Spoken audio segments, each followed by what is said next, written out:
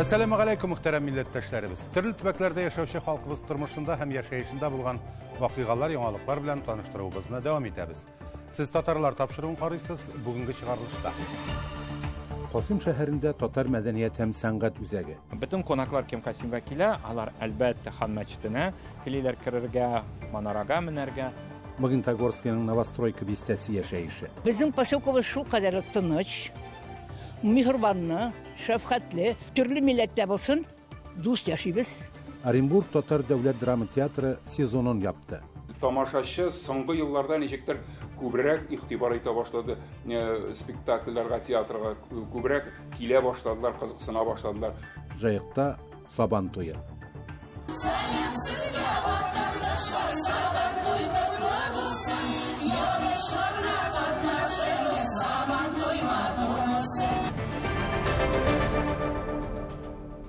Rizan ülkesi Qasim şəhərindəki Əhməd İşimbayev isimdəki Tatar mədəniyyəti həm sənqəti üzəgi 2014-cü ildə Qasim mədrəsəsinin ilkigi binasında açılğan idi. Bugün biri də Tatar xalqının көрнекле şəxsləri, tarixi, mədəniyyəti həm sənqətinə qağırışlı kən kuruş əybirləri, muzika quralları həm plastinkalar, kitaplar həm fotografiyalar, milli xalq kiyimləri təqdim etilgən ekspozisiya işli. Bundan tış üzəkdə Ғәрәп графикасында yazı boyunca master-класс da uzub bula. Tullarak bizning reportajda.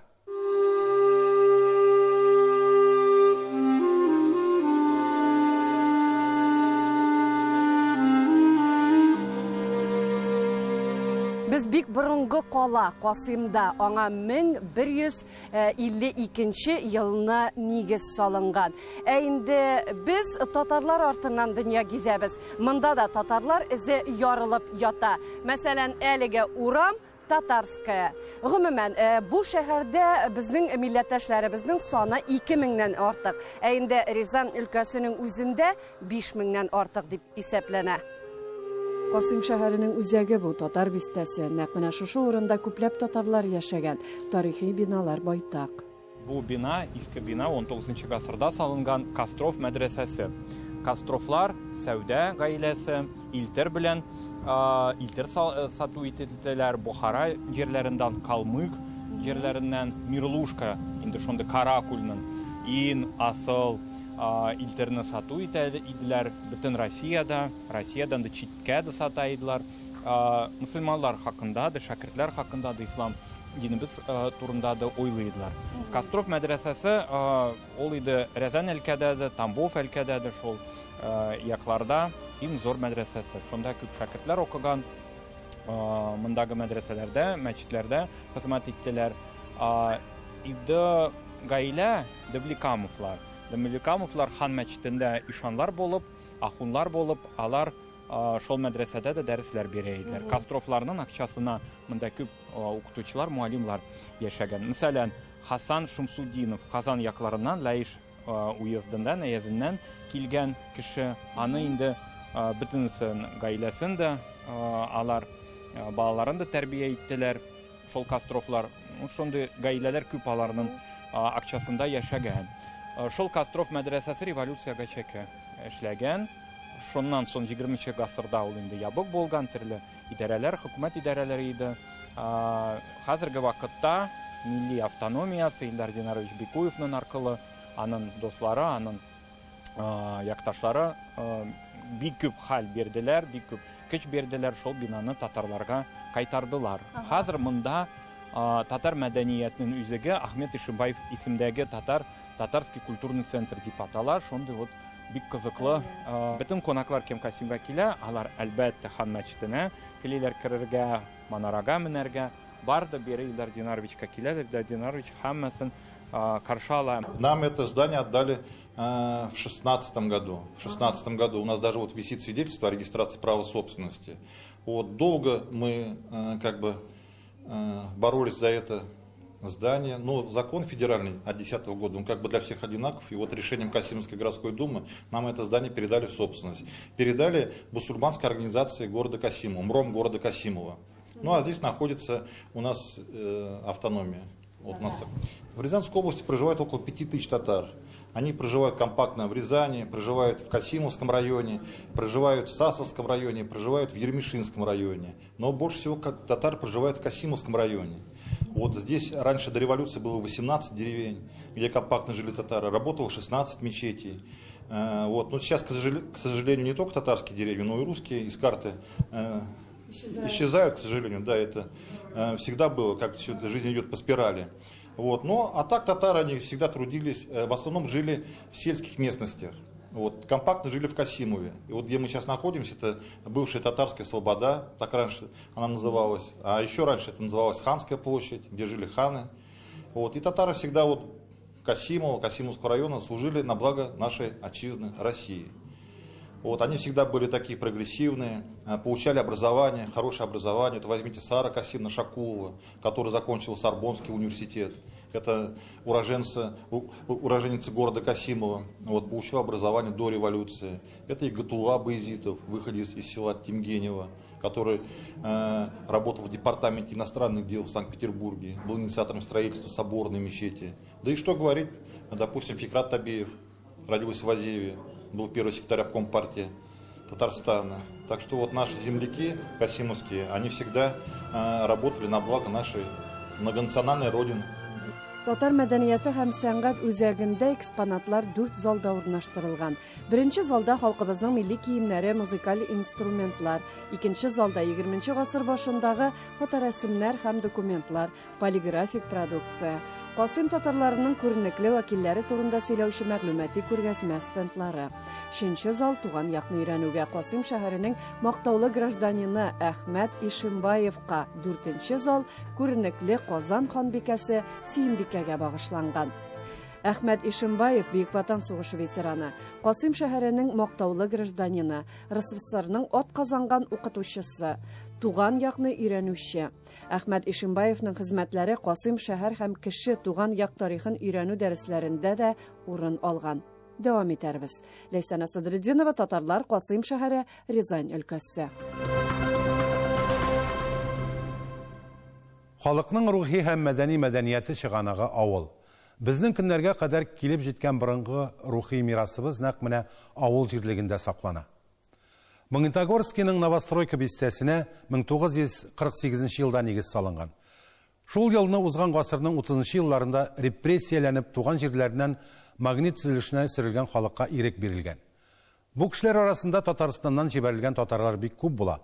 Алар барак, землянкалардан чыгып үзләренә торак төзи башлаган. Шулай итеп, үз гаиләләре өчен дә, милли гореф-гадәтләрне саклап калу өчен дә уңайлы шартлар тудырырга тырышканнар.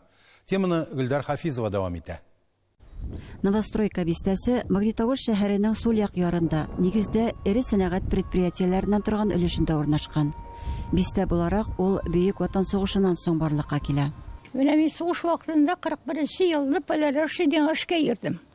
Шул вакытта әле бу поселокта бер 2 генә дом бар иде. Билгеле булганча, узган гасырның 30 елларында репрессияләнеп, туган җирләреннән магнит төзелешенә җибәрелгән халык биредә 4 махсус бистәләрдә яшәгән. Шуларның иң зурысы Үзәк дип аталган.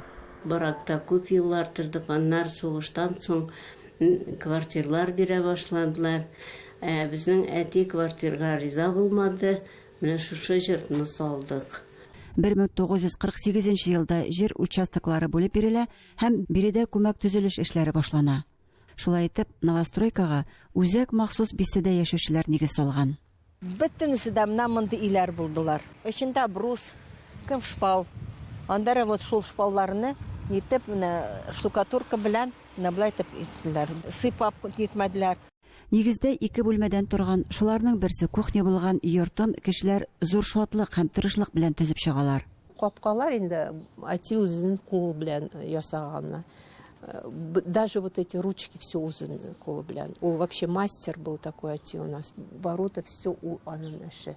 Вот мин хочу отреставрировать, Алла бирсә, Алла теләсә. 3 баладан да ким булмаган гаилә өчен барактагы 16 квадрат метр мәйданлы бүлмә белән чагыштырганда бу чынлап зур бәхет иде дип сөйли бистәдә яшәүчеләр.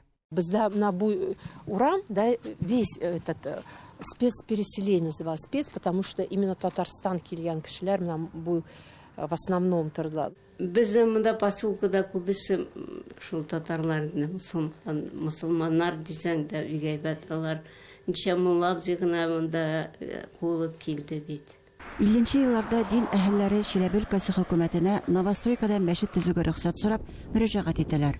Рөхсәт 1964 елда гына бирелә һәм йорт сатып алып, анда мәчет ачалар. Татарларына, үз акчаларына, пенсия акчаларына җыелып алган мәчет ул. Кортлар җыела, мәчет ачабыз дип, мәчет алабыз дип, шушы тырыша алган мәчет менә бу, безнең поселокның мәчете. Акрынлап бистәдә татарлар 50-нче елларда бирегә күчеп килгән халык хисабына арта. Авылдан калучылар инде безне куып җибәрделәр башта. Анда алар инде монда безнең условия уже нормально була башлады. Әйбәт кенә тора башладык. Әйтәләр, күгәрчеңә кайда да будай алга дип. Значит, без күгәрчен безгә монда да яхшы икән. Шуннан безнең арттан авылда калган колхозниклар килә башлады. Потому что анда колхозда трудоденьгә бирми башлаганнар. Шулай итеп менә Магнитта кеше артты. Инде бу сугыштан соң булган хәлләр. Фатыйма Тухватуллина өчен Новостройка туган авылы булмаса да, биредә үскән, шушы бистә егетенә кияүгә чыгып, 3 ул тәрбияләп үстергән. Мин тугым белән Татарстаннан, Ознакай районыннан 13 яшымда без Магнитогорска килдек. Безнең поселкебез шул кадәр тыныч, михрбанны, шәфкатьле, төрле милләттә булсын, дус яшибез. Әлхәмдүлилләh шөкер. Шулды біз мұнда әйбәт тұрдық тату. Иртук тұралар.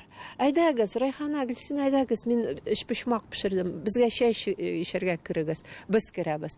Біз нәрсе, бізге кірігіз. Мына шулай, жилекке біргелешіп бардық. Новостройка бистәсе татарларның бер-берсен кадерләп, бер-берсенә ярдәм итеп яшәүләре туган җирләреннән куылган, тормыш авырлыкларын кичергән әби-бабаларыннан, әти-әниләреннән килә. Менә мин туганда Закия апа әнине бәбәй мунчасына чыгарды. Закия апа әнине жуды роддомдан алып килгәч. Мине каршы алдылар шулай. Закия апа уже ауыр хәлдә булганда, мин 3 тапкыр Ясину өлгердем укырга. И 3-нчесендә Жан таслим берді, да. И вот мен говорю, Закия апа, сен мені қаршы алдың бұл дүнияға, а мен сені ұзаттым тігі дүнияда. Мен до чего мамнун, вот даже бұл халге, мен уже до чего шүкірлер болсын Аллах Тәаләгә, да, что мен вот не зря тұрдым бұл дүнияда. Аллаға шүкір, шитта тұрсақ та біз не...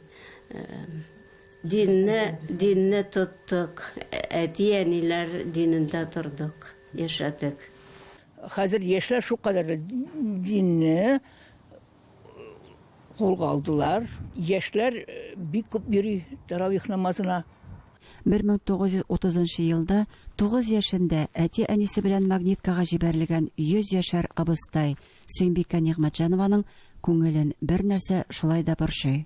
Только әзәйді тілні білмейлер, тілні білмейлер, тілні үйретті аламайлар. Әти-әнилер гүл бит урысча сөйләшә. Үзләре татарча белә. Татарча белсәләр дә әти-әниләре сөйләшмиләр, балалары белмей хәзер. Ул бик кызганычкан иш, конечно. Безнең татарның телен саклап калырга кирәк тә бит. Гөлдар Хафизова, Татарлар, Магнитогорск.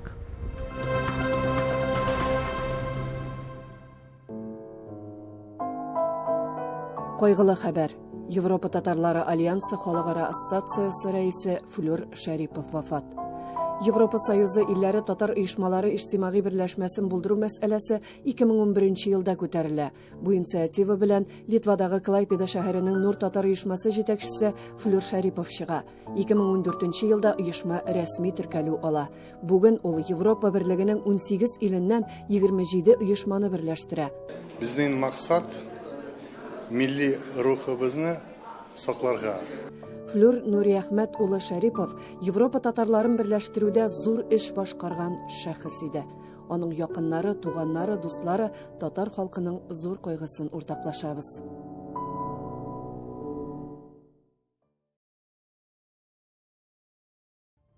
Hürmetli тамашачылар, сіз татарлар тапшыруын қарайсыз, шығарылышыбызның икенче өлешендә. Оренбург татар дәүләт драма театры сезонын япты. Тамашачы соңгы елларда ничектер күбрәк игътибар итә башлады, спектакльләргә, театрга күбрәк килә башладылар, кызыксына башладылар. Жайыкта Сабан туе.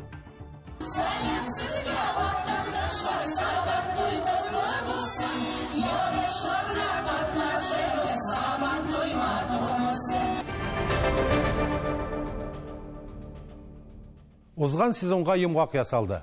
Оренбург дәүләт татар драма театры чираттагы театраль сезонны Азербайҗан авторы Гызайыр Хажибаков әсәре буенча сәхнәләштерелгән Аршин мал алан исемле музыкаль комедиясе белән тәмамлады.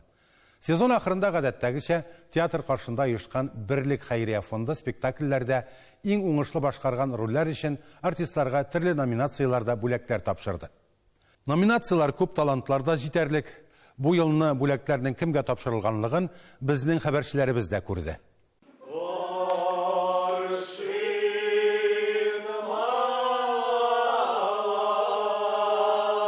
Тамашачылар күңеленә Аршин мал алан спектакле генә хуш килмәде. Шулай ук әлеге елның 4 кызыклы премьерасы да үзен танытты. Яхшы традицияны дәвам итеп татар театрына 14 ел дәврендә ярдәм итүче Берлек хәйрия фонды булышлыгында артистларга 6 номинация буенча дипломнар һәм акчалата премиялар тапшырылды. Номинацияларда бүләкләнүче артистларның күпчелеге Аршин мал алан исемле музыкаль комедиясында уйнаучылар. Беренче планлы иң яхшы хатын-кызлар роли номинациясында Аршин мал алан спектаклендә Гөлшәһрә ролен башкарган өчен Элиза Яхина бүләкләнде.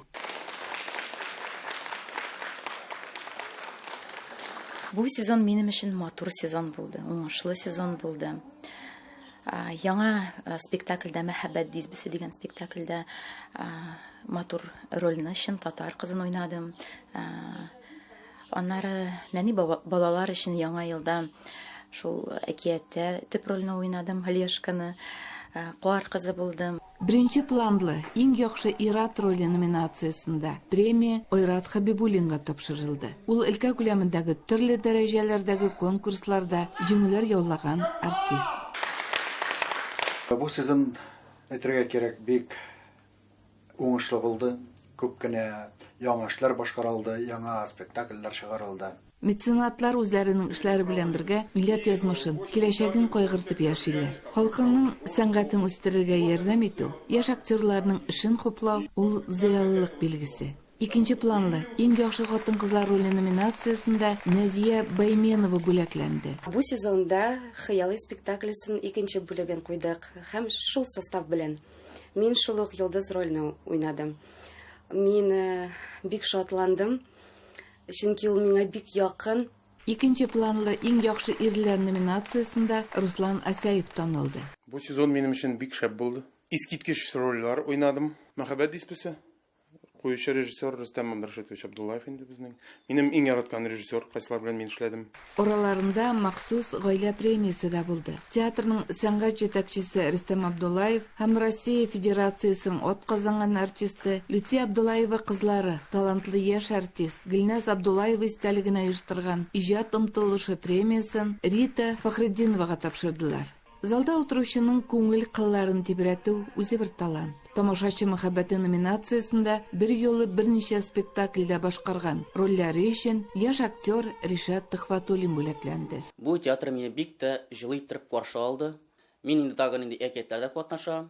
Балалар өчен уйнарга бик тә әйбәт, күңелеңне күтәрәләр яхшы иттереп. 32-нче театраль сезон гастрольләргә дә бай булды. Бу сезонда татар театр спектакльләрен 10 меңнән артык тамашачы карап өлгерде. Ижевскийда да, Екатеринбургта да булдык. Шуннан соң үзебезнең өлкәдә дә йөрибез. Тамашачы соңгы елларда ничектер күбрәк игътибар итә башлады, спектакльләргә, театрга күбрәк килә башладылар, кызыксына башладылар. Мин яраттым фәзи артистларның театрын, спектакльләрен постоянно бөтенесендә карарга тырышабыз. Бу спектакльне иң яхшысы дисәм дә ярый менә бу сезонда. Менә особенно яхшы менә безнең Айрат Хабибуллин. Уйнаганы Инде ул 100% артист. Бу яшьләргә өчен генә түгел, үсмер егетләргә дә, өлкәннәргә дә бу бик файда китерә, үрнәк итә бу спектакль. Сезон ябылса да труппаны җәйге гастрольләр көтә. Бер ай дәвамында артистлар балалар өчен спектакльләр күрсәтергә планлаштыра. Оренбургдан Фируза Абсалямова, Татарлар.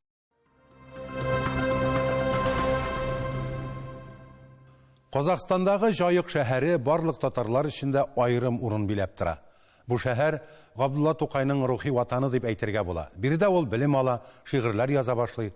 Шәһәр халкы бийек татар язучысы турында истәлекләрне кадерли. Шулай ук туган телне һәм үз халкының мәдәни мирасын саклау буенча зур эш алып бара. Жайык шәһәрендә милли бәйрәмебез Сабантуй үткәрелде. Анда күрше өлкәләрдән килгән кунаклар да, Татарстан артистлары да катнашты. Тулырак киләсе видео язмада. Сабантуй котлы булсын! Җәй башланып китте. Димәк, чиратта ямьле Сабантуй бәйрәме чоры. Милли гореф-гадәтләребезнең асылыннан саналган бу бәйрәмне Татарстан чикләрендә генә түгел, ил, хәтта дөнья күләмендә дә бихисап милләттәшләребез уздыра.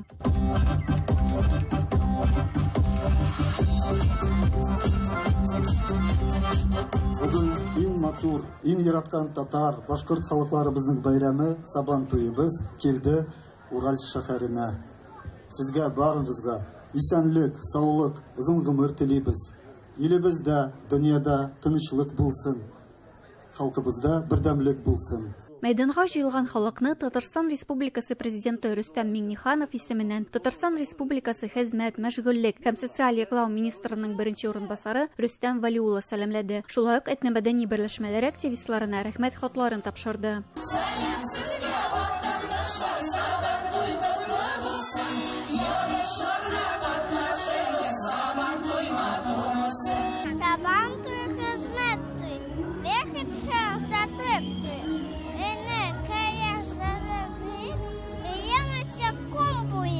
Бәйрәм концерт программасын Татарстан эстрадасы артистлары, Көнбатыш Казахстан өлкәсенең татар үзәге иҗат коллективлары, шулай ук Актүбә өлкәсе Шатлык татар-башкорт этномәдәни берләшмәсе ансамбльләре дәвам итте. Безнең халык ансамбльләре катнашты концерт программаларында.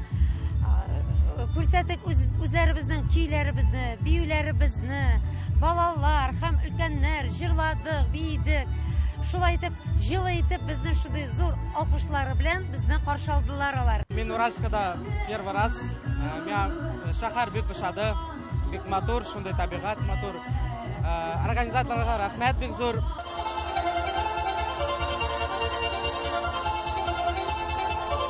Актүбә өлкәсе Сәйлән җыр-бию ансамбле әзерләгән Шурали театр спектакле беркемне дә битараф калдырмады.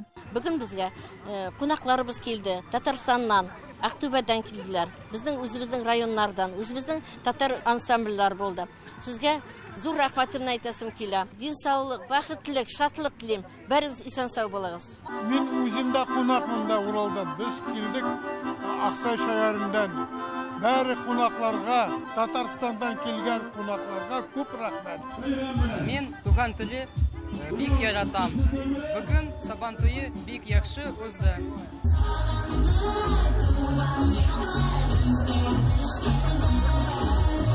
Шулай ук бүген Сабантуйда бик күп төрле ярышларны күрергә мөмкин иде. Алар арасында кулларда көрәш, игер күтәрү, капчык белән сугышу, чүлмәк вату, капчык киеп йөгерү. Батырлар үз көчләрен татарча көрәш ярышларында сыный алдылар. Иң зур бүләк сарыкны иң көчле батыр Рамил Халилов алды. Шәҗрәтен котлыктаймыз.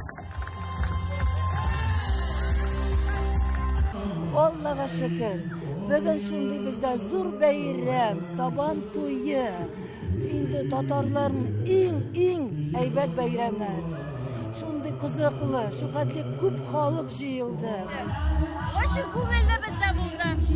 Күп кунаклар килде, күп уеннар булды.